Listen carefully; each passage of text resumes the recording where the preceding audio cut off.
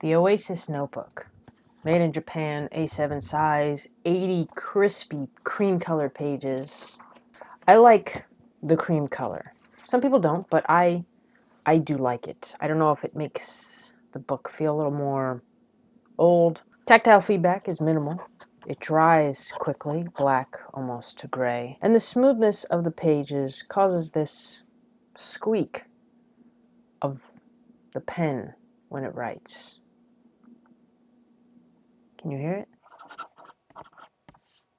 I like the bendiness. Bend, bend, bend. Sometimes I'll carry this around with me with no intention of writing, just because I like the way that it feels. What is that called? Enjoying the sensation of a tactile something.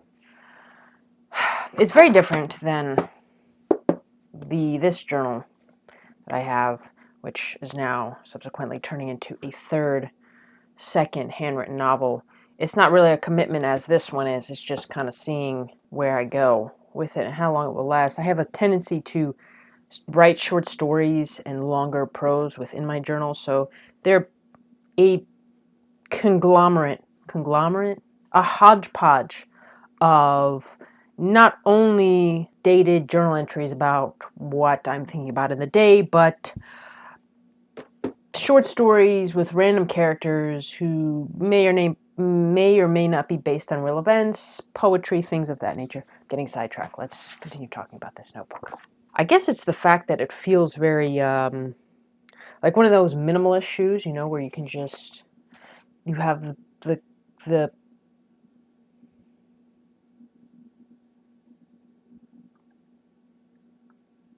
option. You have the option, not that I would, but it's there, to fold it up and stick it in your back pocket if you have a pocket big enough. And then it could just be one of those, like, you know, when you see people with like a newspaper in their back pocket. I don't know why I always liked that visual. It just looked like cool.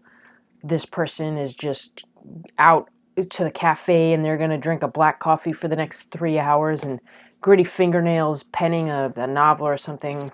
What's wrong with me?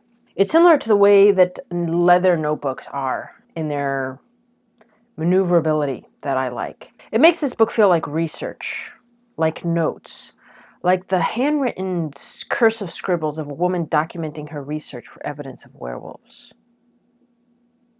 This is the first notebook, besides the Traveler's Notebook, that I've actively sought out and purchased that wasn't a moleskin or some other random notebook that I found in a store or been gifted at Christmas or a birthday. You know, the spiral-bound kind in gift shops, or the composition notebooks you can find in grocery stores. Do they still have those stationery sections in grocery stores? Anyway, this book was bought with deliberation, with the very intent that I'd be handwriting a novel with a fountain pen in it.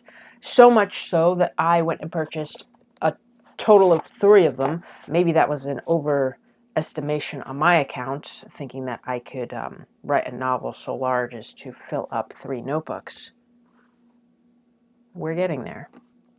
I didn't spend hours on choices. You know, if this is your first foray into the world of high quality Japanese made notebooks, the battleground can be very overwhelming. But I liked the color, price was good, I liked the quality, and it has a good layout, I think. You know, spaced properly for all different kinds of writing to space your letters in. So here I am with 3 fancy-ish Japanese notebooks of my choosing. I've always had an affinity for the study of subjects and the books that one might acquire for them. I will say the ink flows a little soft and fat on the page, but it's not absorbent paper.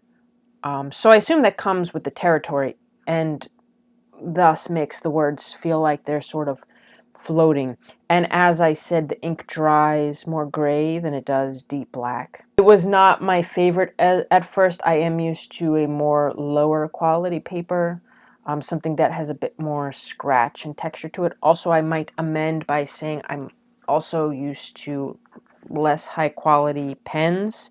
So I've been writing these notebooks with this Waldman Imagination Tango fountain pen, and that was also purchased with greater deliberation than the notebooks. I spent probably a good 2 months, maybe longer, trying to find the pen. The reason I spent this long searching for a pen was because I wanted it to be the pen that I would want to use over anything else, because I know I can get stuck on my favorite things, and in a world of collection, I'll find myself gravitating toward the one thing. So what's the point of a collection if I only want to use my favorite pen all the time? So I took a long time to find my favorite pen. So that, combined with the smoothness of the paper, the writing is silky. It doesn't have that sort of snag tactile feedback that I'm personally used to using, something that doesn't really have a GSM grade to it. Is that proper, GSM? People get into the paper ratings of density and stuff. See-through, show-through of ink on this book is medium. I don't mind it, but you can sort of see the ink on the following page. It doesn't bleed through, and it doesn't feather, which those are better points than the see-through in my opinion. The more I write in it, the more the paper becomes used and patinaed, and that is honestly my favorite part. I love when a notebook starts out thin because it's not used, and then the more you write in it, it's not like it gets more pages, but something about adding ink and flipping and using the pages bulkens the book up, maybe even just substantially. And that might be an obvious statement to make, but it's just one of those nuances that I love seeing about a used notebook. You could tell the use of the paper. So that is my information on the Oasis notebook. I suspect that I will be purchasing more notebooks of this type. I was the person who, in my bag, was always carrying around a notebook, and not just a pocket notebook that had a grocery list in it, but like a notebook where I was putting poetry and short stories in, and just any chance, any free moment I got, I'd be writing. So it's a bit of an obsession, I would say. So I'm not there yet where I'm carrying a notebook around, but I love carrying around my notebook. It's like, I don't know what it is, a security or a comfort thing, whatever it is. I think about it actively. Sometimes I'll go outside with no intent to write, and I'll just sit outside with my book, with my canvas roll here where I keep my writing gear, my writing utensils. I love saying writing utensils. It's the stupidest way to talk about pens. And this to me is like, this is as good as it gets. That's all I got to say about that.